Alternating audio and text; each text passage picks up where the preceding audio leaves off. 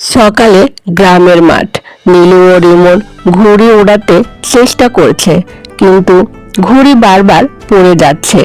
নীলু আজ ঠিক করেছে সে ঘুড়ি উড়ানো শিখবেই। ঘুড়ি ছিঁড়ে পড়ে গেছে। রিমন বসে পড়েছে, নীলু হাঁপাচ্ছে।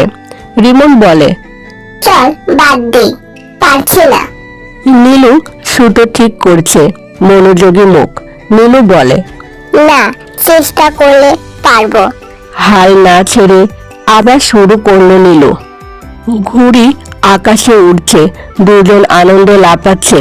রিমন বলে, ওরে, উঠেছে উঠেছে। নীলু আকাশের দিকে তাকিয়ে হাসছে। পরিশ্রমের মিষ্টি ফল আনন্দে ভরে দিল নীলুর মন। ঘুড়ি উড়ছে, নীল আকাশ, নিচে নীলু ও রিমন হাত নেড়ে হাসছে। হাল না ছাড়লে অসম্ভব সম্ভব হয়।